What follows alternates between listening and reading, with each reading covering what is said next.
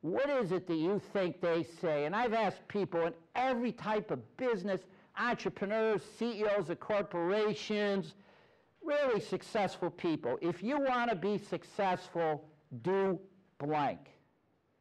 Who wants to take a guess at what blank is? Invest in yourself. Invest in yourself, okay. Anybody else? Research. I'm sorry? Research. Research, okay. The glass is half full. Be optimistic. Yeah. Okay. Go for it. This gentleman, I think, got the first answer. If you want to be successful in life, do what you love doing. The money will come. The money will follow. Whatever you love doing, whatever it is, drawing, painting, singing, teaching, writing, building things, helping people. I think a nurse here, I don't know if you're a nurse, but no, look, okay. Whatever it is you love doing, if you want to be successful, that's what you should spend your life at. That's what you should do. People who end up making a lot of money, generally it's because they've thrown themselves into something they love. Now I have to tell you a story. My wife has heard this story about maybe 100 times, but it's a little bit indicative of what influenced me as a young man, and we're going to have to change the names a little bit. I told you I grew up in this little town in Sandusky, Ohio. It's actually, I grew up in a township called Perkins, Ohio, and in Perkins, Ohio, there was nothing. No stoplight, no stop signs, no gas station, basically nothing, except one big gigantic building, which was a state armory, where the Ohio National Guard would come every 3 or 4 months. You know, they'd do some jogging around the armory and then they'd leave. And it was empty most of the time, except also once a year, there'd be some kind of entertainment event in this armory.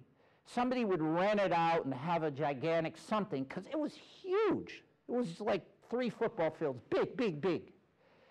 And one winter, when I was about 13 years old, a group of musicians were traveling in a bus across the United States. They're up-and-coming musicians, not famous yet, but starting to get some attention. They're traveling from town to town in this bus, and one night in February, when I'm 13 years old, they stop at this armory, Perkins, Ohio.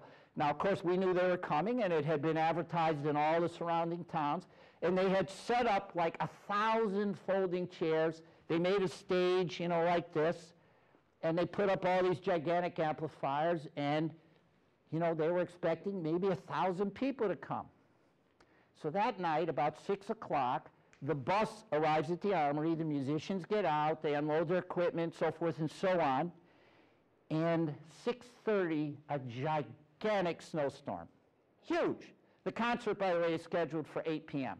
6:30, like this amazing blizzard drops 2 feet of snow on the ground.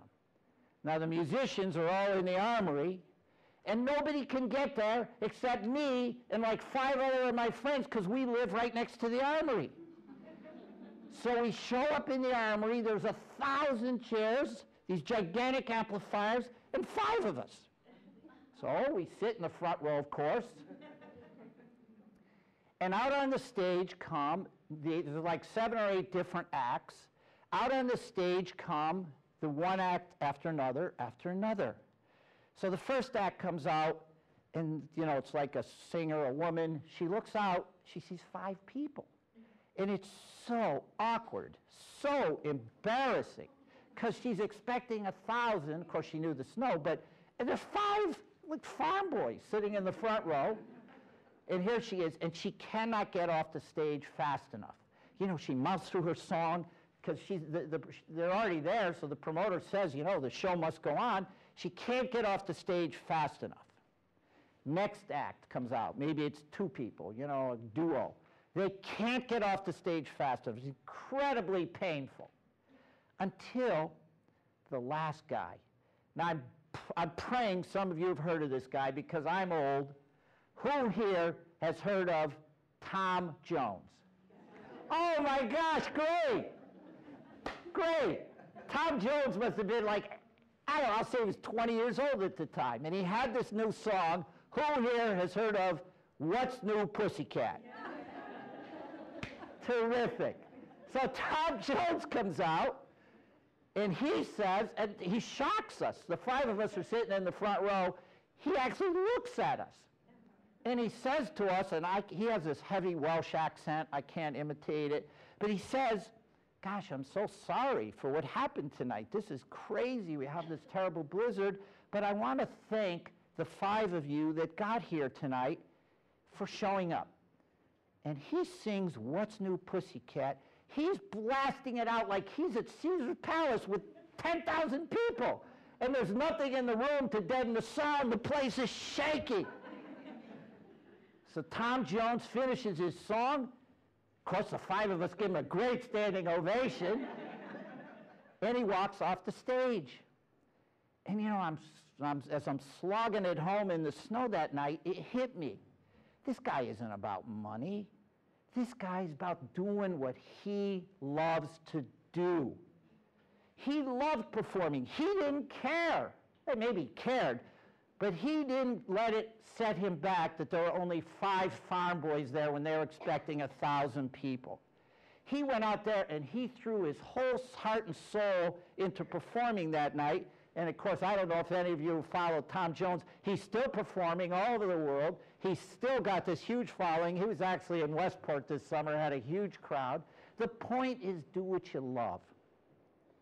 You want to add value to you, Inc.? Yeah, I want you to learn about credit cards. I want you to learn about debit cards. I'll give you my handout. You'll learn a little bit about the law, something about income taxes, something about insurance. You got to do this. You got to educate yourself. You got to get some street smarts and make yourself savvy. But if you really, really want to be successful in life, even though it may at times seem impractical and it may at times be difficult and challenging, if you really, really want to stay the course, if you really want to find the pleasures of life, do what you love. Listen, you've been a wonderful audience. I'm going to stay after. My friend the accountant's going to stay after. We're going to answer any questions you have. I have this handout for you. So when I tell you what, I'll wait outside the door and give everyone the handout. Thanks very much.